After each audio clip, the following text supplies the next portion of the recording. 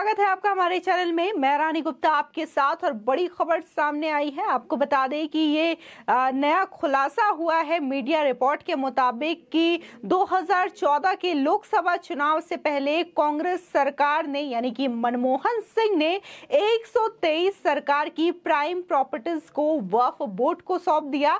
इसी के साथ ही उन्होंने ये कहा कि इन लोकेशंस का और इन संपत्तियों का अब सरकार से कोई वास्ता नहीं है और जो 123 प्राइम लोकेशंस पे जो प्रॉपर्टीज है वो अब से वक्फ बोर्ड की हो गई है। आपको बता दें जहां 2014 में लोकसभा चुनाव था और ये जो चीजें हैं वो अधिसूचना यानी कि आचार संहिता लागू होने से ठीक एक दिन पहले की गई है। तो इस सारी चीजों से ये आंकलन निकाला जा रहा है कि क्या यूपीए गवर्नमेंट ने ये चीजें वोट बैंक की राजनीति के लिए की, क्या एक खास पक्ष के वोट को हासिल करने के लिए सरकार की 123 संपत्तियों को वक्फ बोर्ड के नाम कर दिया गया। आपको बता दें कि अभी हाल ही में तमिलनाडु वक्फ बोर्ड ने 7 हिंदू बाहुल गांव और तिरुचिरापल्ली में एक मंदिर के स्वामित्व का दावा किया है। इन दावों के बीच अब मीडिया रिपोर्ट के मुताबिक ये दावा किया जा रहा है कि कांग्रेस के नेतृत्व वाली यूपीए सरकार ने लुटियंस दिल्ली में 123 सरकारी प्राइम प्रॉपर्टीज को वक्फ बोर्ड को सौंप दी थी। बता दें 2014 के आम चुनावों से पहले वक्फ बोर्ड को कैबिनेट के निर्णय के बाद संपत्तियों को सौंप दिया गया था। ये संपत्तियां Connaught place, Ashok road, Mathura road और कई अन्य वीआईपी जगहों पर स्थित है। बता दें टाइम्स नाउ ने बताया कि दिल्ली वक्फ बोर्ड के पक्ष में 123 सरकारी प्राइम प्रॉपर्टीज की पहचान करा के उसे सौंपने के लिए एक फोन कॉल आया था। चैनल ने उस नोट को भी साझा किया है जो 5 मार्च 2024 को आदेश दिया गया था। इसी के साथ ही संपत्तियों को सौंपने के लिए जो कागजात चैनल ने शेयर किए हैं उस पर तत्कालीन अतिरिक्त सचिव जेपी प्रकाश के सिग्नेचर भी मौजूद है।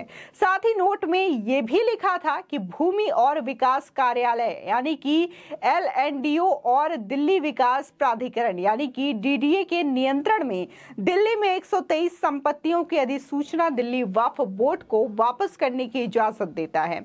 इसी के साथ ही मिनट्स के औपचारिक रिलीज होने तक मंत्रालय को सूचित कर दिया गया था।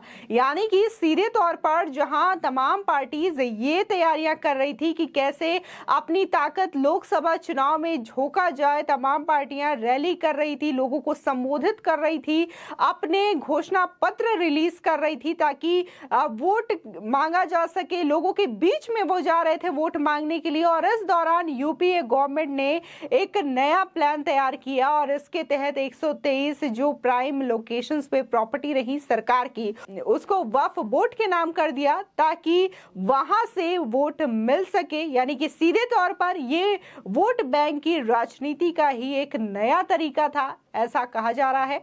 इसी के साथ ही बता दें कि टाइम्स नाउ के अनुसार दिल्ली वक्फ बोर्ड ने 27 फरवरी 2014 को भारत सरकार को एक पत्र भेजकर दिल्ली क्षेत्र में अपनी 123 संपत्तियों पर दावा करते हुए उसे वापस करने की मांग भी की थी।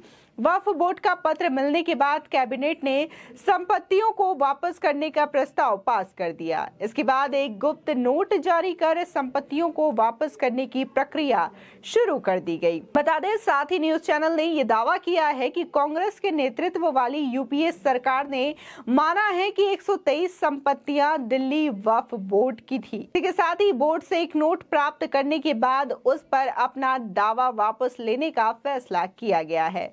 वहीं बताया जा रहा है कि ये संपत्तियां ब्रिटिश सरकार से विरासत में मिली थी और उनकी स्थिति 5 मार्च 2014 तक अपरिवर्तित रही। साथ ही 2014 में एनडीए सरकार बनने के बाद फरवरी 2015 में इस प्रकरण में जांच करने का आदेश दिया गया।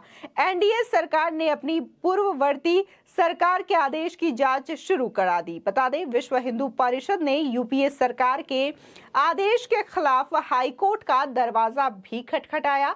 हिंदू संगठन ने तब तर्क दिया था कि बेशकीमती संपत्तियों को रिलीज नहीं किया जा सकता, भूमि अधिग्रहण अधिनियम की धारा 48 के तहत चिन्हित की जा सकती है। साथ ही कोर्ट में यह बताया गया कि वक्फ बोर्ड को चुनाव अधिसूचना जारी होने के एक दिन पहले 123 संपत्तियों को सौंपा गया था। यानी कि कथित तौर पर 123 संपत्तियों में से 61 का स्वामित्व LNDO के पास था, जबकि शेष 62 संपत्तियों का स्वामित्व DDA के पास था। इसी के साथ ही आपको बता दें कि यूपीए द्वारा स्वामित्व के हस्तांतरण के बाद दिल्ली वक्फ बोर्ड के नोडल अधिकारी आलम फारूकी ने कहा कि 123 संपत्तियां मस्जिदों, दरगाहों और कब्रिस्तानों पर बनी हैं। साथ ही उन्होंने ये दावा किया कि यूपीए के फैसले को उलटने से राजस्व सृजन और मुस्लिम समुदाय के विकास में बाधा उत्पन्न होगी।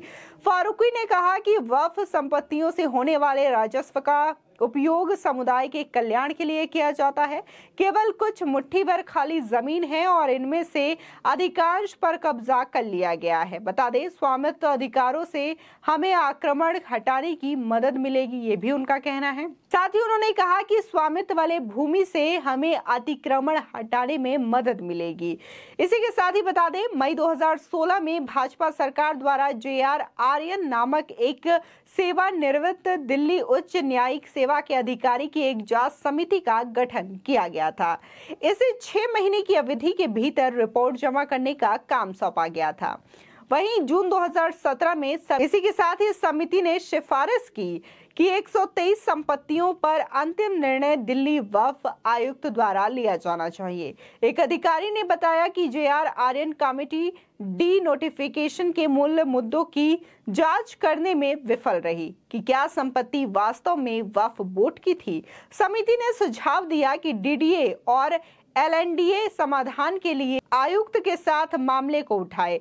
दिल्ली वक्फ बोर्ड के आयुक्त को नियुक्त करने की शक्ति दिल्ली सरकार के पास है। हालांकि ये कहा जा रहा है कि अगर केंद्र सरकार की कमेटी ने सही से जांच की हो और पैनल में निर्णय ले लिया होता तो संपत्तियों को वक्फ बोर्ड से वापस लिया जा सकता था।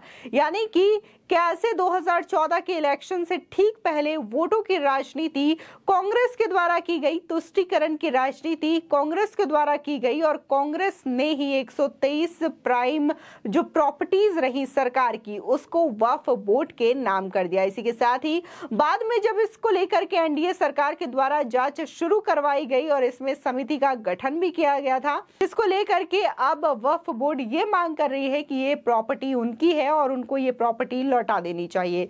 इसी को लेकर के लोग सवाल ये भी उठा रहे हैं कि क्या ये जो तमाम देश की प्रॉपर्टीज है वो कांग्रेस सरकार की है, जो कि इस तरीके से वोट की राजनीति करने के लिए उपयोग करते हैं और सरकार की प्रॉपर्टीज को किसी को भी इस तरीके से दे देना सही नहीं है।